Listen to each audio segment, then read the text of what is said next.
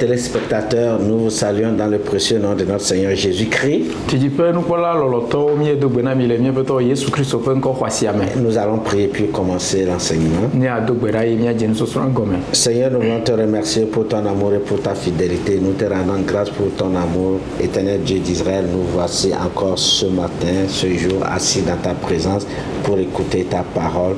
Ô Dieu d'Israël, nous nous recommandons entièrement entre tes mains et prions, Seigneur, que tu nous bénisses de même que les téléspectateurs au nom de Jésus-Christ. Amen. La puissance de la parole de Dieu,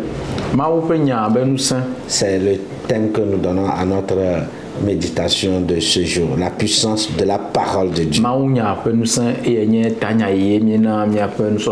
Voilà. Plusieurs chrétiens ignorent la puissance de la parole de Dieu. La parole de Dieu est puissante. Tout a été créé par elle. Elle opère des miracles, elle transforme tout, elle change tout. De quoi est-elle capable? Cette leçon est une découverte des bénédictions surprenantes liées à la lecture, à l'écoute et la mise en pratique de la parole de Dieu.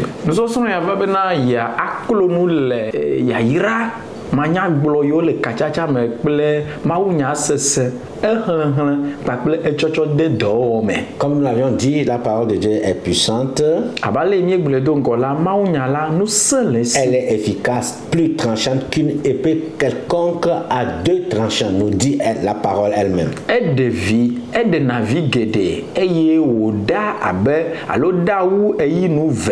Mais plusieurs personnes l'ignorent et cherchent d'autres puissances ailleurs. Après quelques définitions, cette leçon nous mettra à l'évidence sur les manifestations de la puissance de la parole de Dieu. Mais avant cela, passons à la lecture. Ésaïe 55, versets 10 et 11. Ésaïe 55, versets 10 et 11.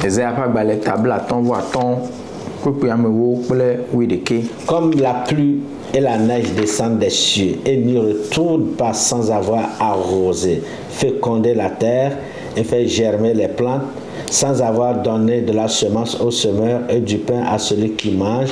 Ainsi en est-il de ma parole qui sort de ma bouche.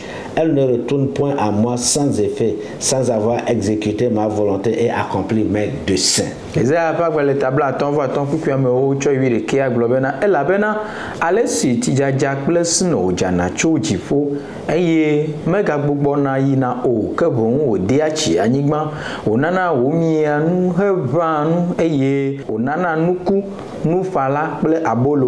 ne wadula nenema kenya nyenya ha si docho nyenumela ano ma gbogbo va gbo nye foflu o negbedoko wa wo nye lolonu eye wa wo nu si gbe me do la hafi.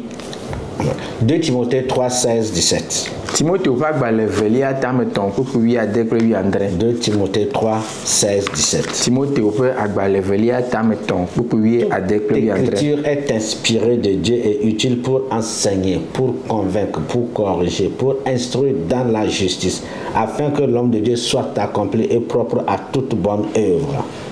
Nungonglo si choma upe gbogbomela enyo hana nufiafia na mokaka na dododo na mehehe sile jojo nyenye me bene ma upe amela na deblibo eye wano jajirado di hena donui sia donui wowo. Et enfin, Hébreux 4, verset 12. Hébreux 4, 12. Car la parole de Dieu est vivante et efficace, plus tranchante qu'une épée quelconque à deux tranchants, pénétrante jusqu'à partager âme et esprit, jointure et moelle. Elle juge les jugements et les pensées du cœur. Elle juge les sentiments et les pensées du cœur.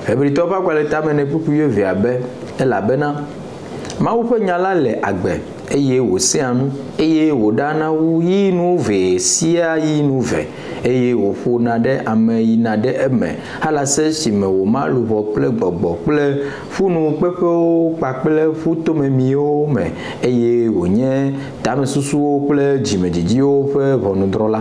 Amen. Hébreu dit que la parole de Dieu est vivante, ce n'est pas une parole morte. Ce qu'elle a fait hier, elle le fait aujourd'hui, elle le fera encore parce qu'elle est éternelle.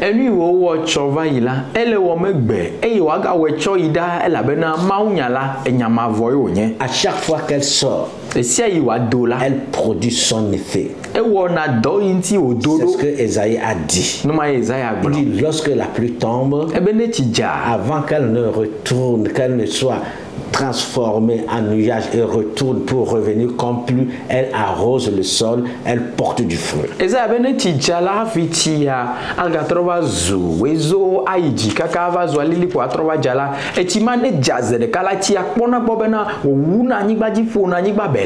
ce que Hébreu dit, elle est vivante. La pluie donne la vie, la parole de Dieu donne la vie.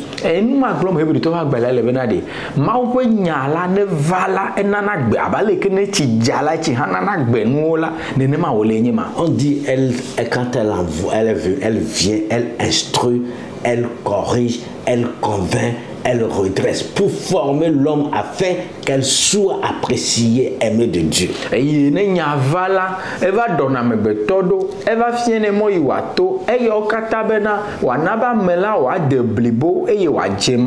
Pour aujourd'hui, nous vous parlerons de quelques définitions et ensuite les manifestations de la puissance de la parole de Dieu.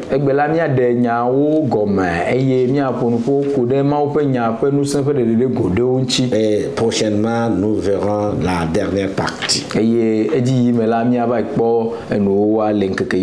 Essayons de définir ce que c'est que le mot puissance. Puissance veut dire autorité, pouvoir.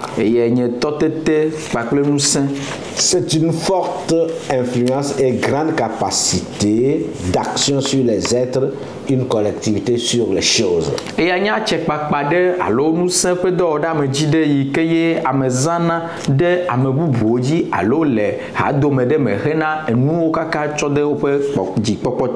la parole de Dieu est celle qui est écrite et c'est la Bible. Elle possède une puissance créatrice. En tant que parole de Dieu, elle est vivante. Parce qu'elle donne la vie. Donc la puissance de la parole de Dieu, c'est le fait que lors d'un enseignement, d'une méditation, ou vous-même vous lisez la parole de Dieu, c'est l'influence qu'elle fait dans votre vie.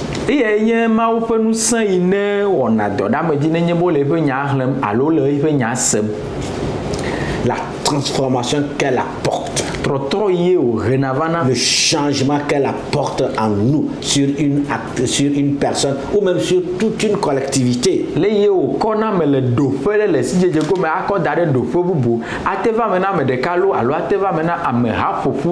Voilà pourquoi hier vous verrez un voleur, lorsqu'elle accepte Jésus-Christ désormais, elle ne vole plus.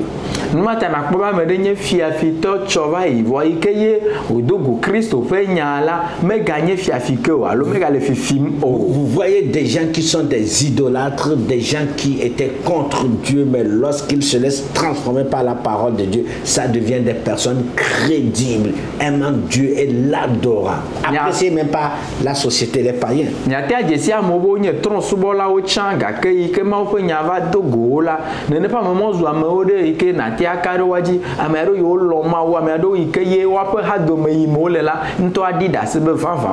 Par son influence, elle a transformé des sociétés, des collectivités, des vies, des nations.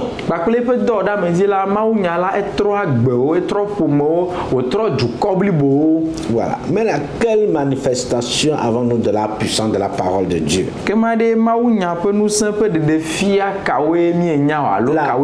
Voilà, la parole de Dieu crée.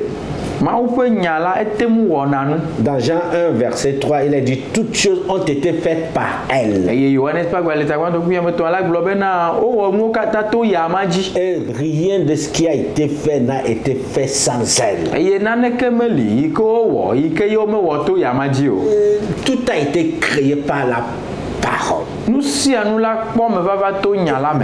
n'existe sur cette terre physique, spirituelle, qui n'a été fait sans la parole.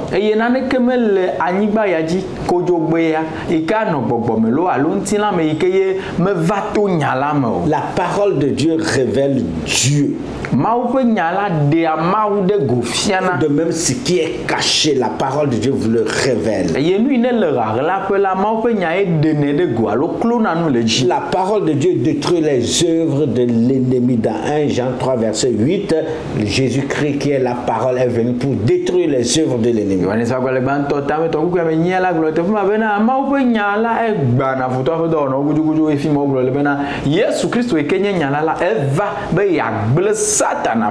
Évidemment, Jésus a détruit les œuvres de Satan.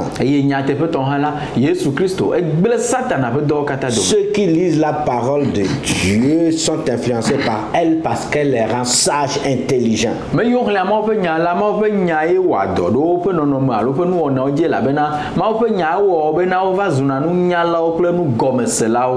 Jacques dit si quelqu'un d'entre vous manque de sagesse, qu'il la demande à Dieu. Qu'il s'approche de Dieu. Elle est comme une lampe, comme nous dit le psaume 119. Plusieurs vies ont été transformées, renouvelées par la parole de Dieu.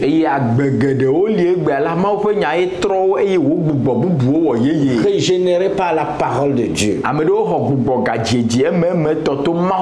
Lorsque vous regardez la vie chrétienne, vous comprendrez que plusieurs personnes étaient qualifiées de mauvaises, de méchants, de païens. Mais pour avoir rencontré Dieu et écouté sa parole, aujourd'hui, c'est de bonnes personnes.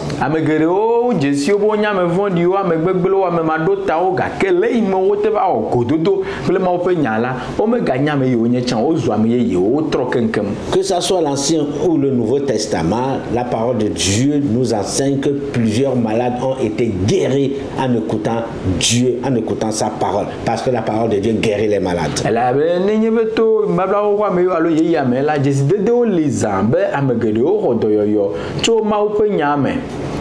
La parole de Dieu redonne la vie. Et Jean disait que dans Jean 6, 63, c'est l'esprit qui vivifie, la chair ne sert de rien.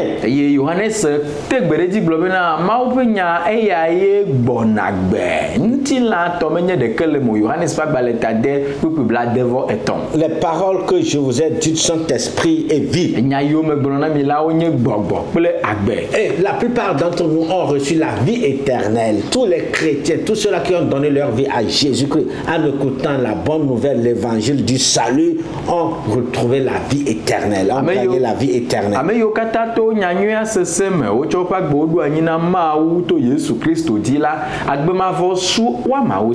La parole de Dieu nous sauve du péché et de la mort éternelle. Et nous sommes convaincus que seul l'évangile communique, l'évangile seulement prêche ou nous dit clairement, démontre clairement que l'homme est pécheur et que par Jésus-Christ, l'homme reçoit le pardon de ses péchés et il a la vie éternelle.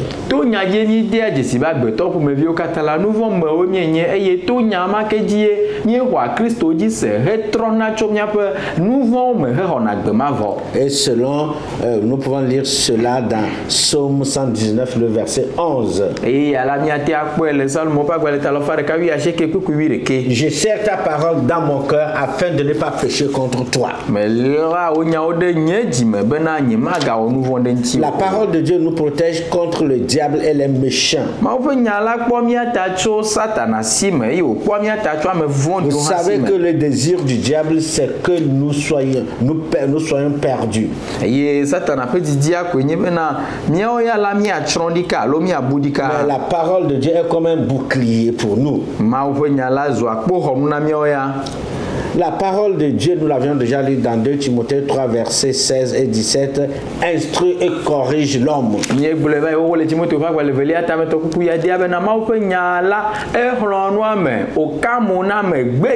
Parce qu'elle est la lumière. Elle nous instruit et nous corrige. Elle est utile pour nous corriger, pour nous instruire, pour nous convaincre.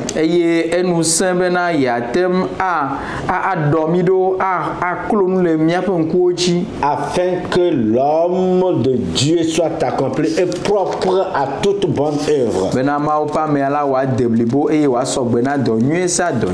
Hébreu lui dit que la parole de Dieu est comme une épée et sonde nos cœurs et nos pensées.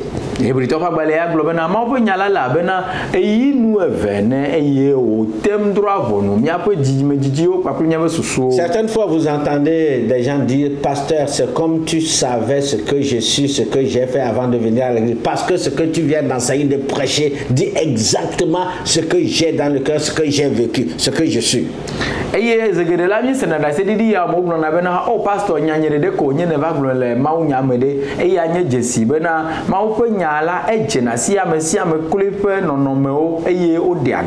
Parce que la parole de Dieu est comme une épée tranchante. Partage l'âme et l'esprit. Et juge nos pensées. Parce que ce que nous avons dans la tête, elle connaît, elle sait. La parole de Dieu bouleverse les raisonnements, les philosophies qui se lèvent contre Dieu, contre la parole de Dieu elle-même.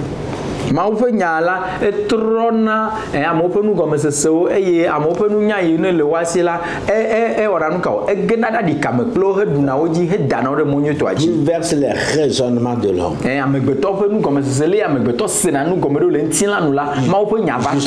Surtout les raisonnements qui sont contre la parole de Dieu, qui sont contre Dieu.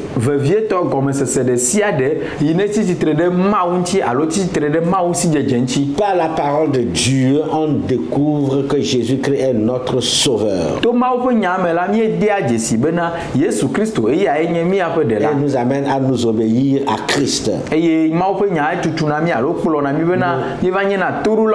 Nous délivre des pensées rebelles contre Dieu. Selon Psaume 1, le verset, à partir du verset 1, la parole de Dieu donne le bonheur, la paix, la joie.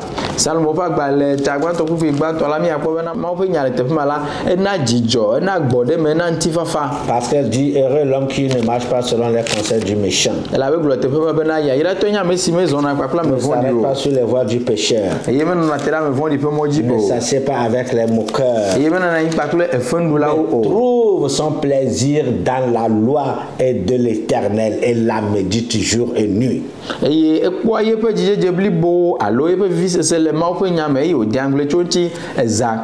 Le psalmiste dit qu'il est comme un arbre planté à côté d'un marigot, d'un fleuve. Parce que la parole de Dieu transmet, communique, donne le bonheur, la paix et la joie.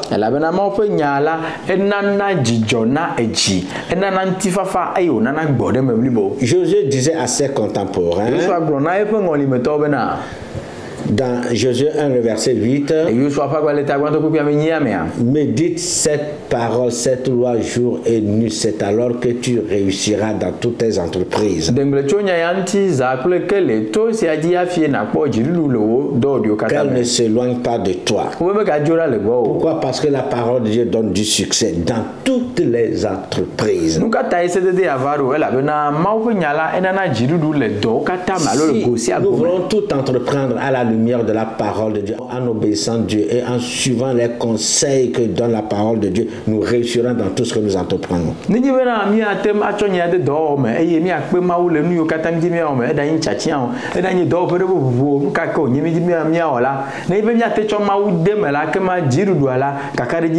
Parce qu'avec Dieu, en obéissant Dieu, vous réussirez.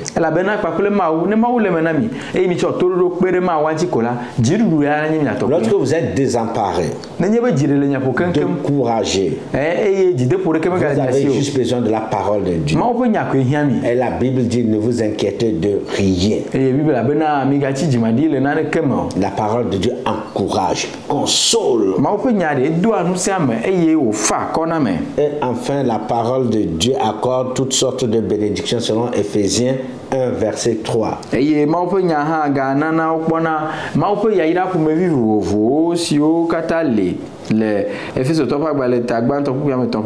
Béni soit Dieu le Père de notre Seigneur Jésus-Christ, qui nous a bénis de toutes sortes de bénédictions spirituelles dans les lieux célestes en Christ.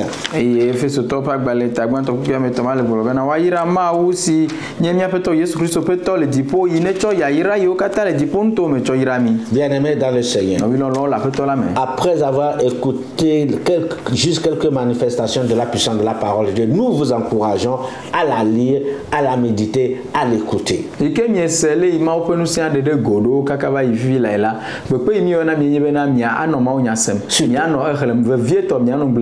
Surtout à vivre la parole de Dieu. À mettre en pratique la parole de Dieu. Vous serez comme un arbre planté à côté d'un fleuve. Vous connaîtrez la joie, le bonheur, le succès. Dans les temps difficiles, elle vous consolera. Elle vous montrera le chemin à suivre. Que Dieu bénisse votre entendement. Nous prions, aimez la parole de Dieu. Allez aux études bibliques. Allez à l'école de dimanche. Vous-même lisez, méditez la parole de Dieu. Obéissez à la parole de Dieu. Et votre vie ne sera plus la même. Au-delà de la vie éternelle que vous aurez, du pardon de vos péchés, elle vous conduira dans ce monde. Que Dieu vous bénisse par sa parole, source de bénédiction. Seigneur, bénis-nous. Bénis, Seigneur Dieu, notre entendement. Bénis les téléspectateurs au nom de Jésus-Christ. Aide-nous, Seigneur Dieu, à écouter, à méditer, à lire, surtout à mettre la parole que nous écoutons tous les jours en pratique. Merci au nom de Jésus. Amen. Amen.